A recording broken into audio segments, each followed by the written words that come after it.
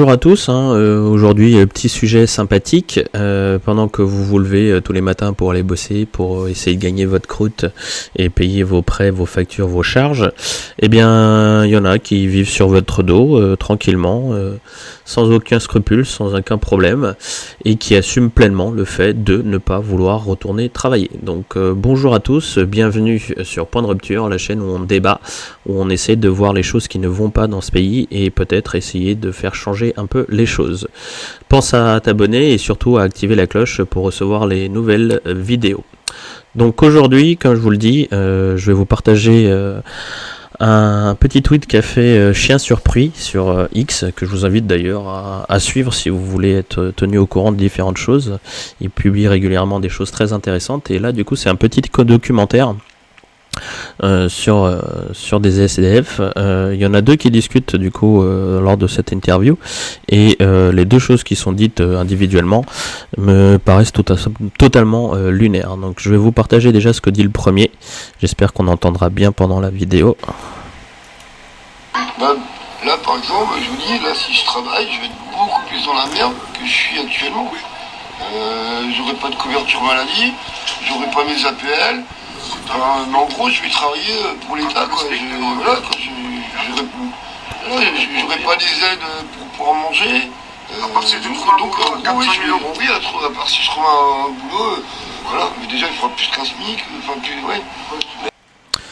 Donc là, déjà, ce que nous dit cette personne, c'est clairement qu'elle va toucher moins si elle va aller bosser. Alors moi j'ai été regarder ce que pouvait bien donner du coup déjà le RSA, à combien s'élevait le RSA, et d'après ce que j'ai pu trouver sur le site de la CAF, là vous pouvez voir, je suis sur le site de la CAF, une personne qui touche le RSA qui a pas de charge, et ben elle va recevoir 565,34 €.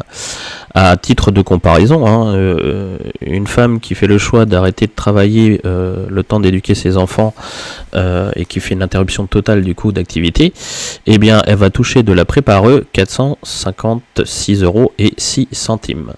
Donc ça veut dire quoi? Ça veut dire que dans notre pays aujourd'hui, on valorise plus quelqu'un qui ne fait rien, qui est au RSA, pourquoi pas une bière à la main, comme on pouvait le voir sur la vidéo, qu'une femme qui fait le choix de s'occuper de ses enfants jusqu'à qu'ils puissent aller à l'école.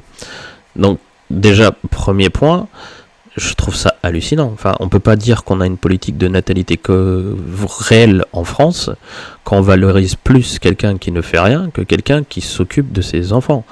La moindre des choses, me semble-t-il, serait déjà que le RSA soit limité dans le temps. Qu'on puisse aider les gens parce qu'ils ont un aléa de la vie, ça je suis tout à fait d'accord, il n'y a pas de souci à ce niveau-là, mais pas sur une durée indéterminée. Et je vous parle même pas de faire des économies.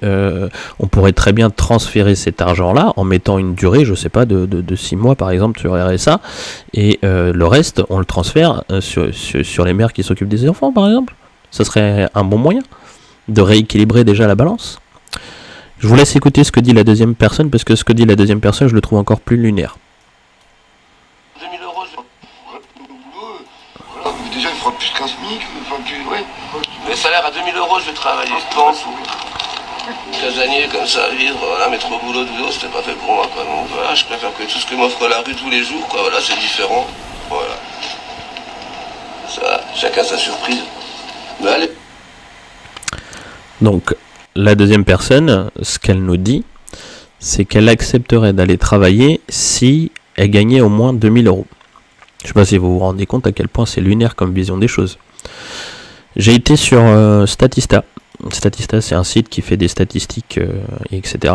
Et du coup, ils ont un graphique avec la pyramide des salaires en France. Et comme vous pouvez le voir du coup directement, on a toutes les tranches, et donc du coup il y a 9,3% des Français qui vivent avec moins de 1500 € par mois, et on a 31,4% des Français qui gagnent entre 1500 et 2000 € par mois net. Ça veut dire quoi? Ça veut dire que cette personne estime qu'elle n'est méritante d'aller travailler que si elle passe devant 40% des Français. Je sais pas ce que vous en pensez, mais moi je trouve ça lunaire. C'est-à-dire qu'elle nous dit ouvertement qu'elle refuserait d'aller travailler si on ne la propulse pas automatiquement au-dessus de 40% des Français.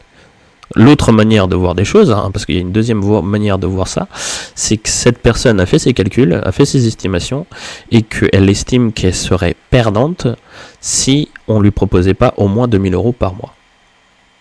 Donc ça veut dire quoi? Ça veut dire que comment ils font les autres 40% là du coup pour vivre? Parce que c'est sur leur dos qu'on vient prendre pour le RSA, qu'on soit bien clair. Moi, je connais des personnes, par exemple, dans mon entourage, 2000 €, c'est déjà un salaire correct, en fait. Enfin, je veux dire, faut déjà avoir fait un certain nombre d'études, avoir un certain diplôme, ou être libéral pour atteindre les 2000 par mois net.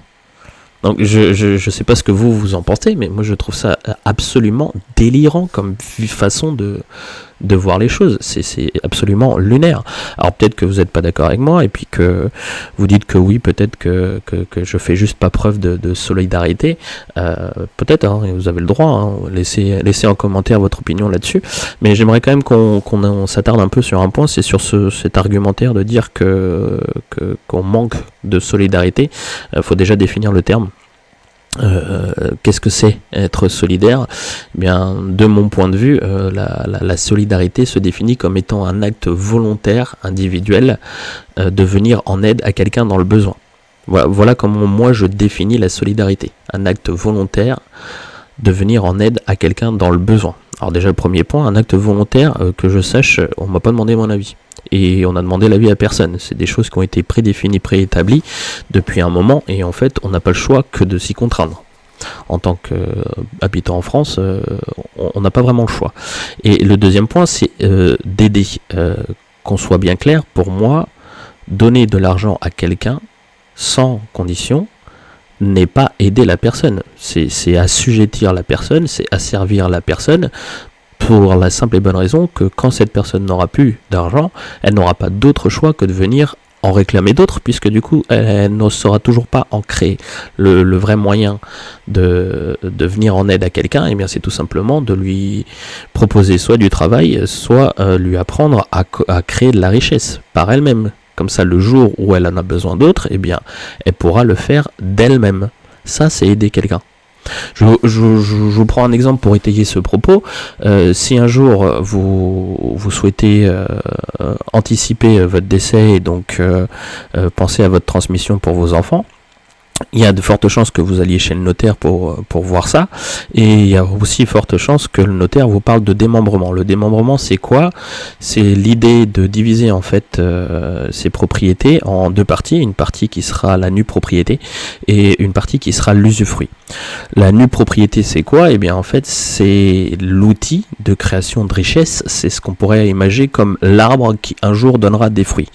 Et l'usufruit, c'est quoi? Eh bien c'est quelque part la rente de vos propriétés.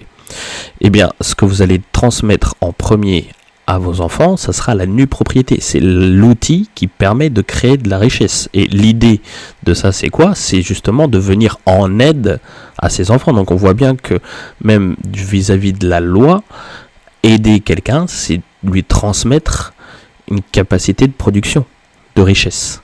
C'est ça qu'on va chercher à transmettre en premier. Donc, alors, dites-moi, vous, ce que vous pensez de tout ça. Est-ce qu'on doit vraiment aider tout le monde sans limite, ou est-ce qu'il faut mettre un peu de responsabilité dans ce système? Laissez votre avis en commentaire, j'ai hâte de vous lire, et n'oubliez pas de vous abonner, d'activer la cloche et de liker si vous voulez soutenir Point de Rupture.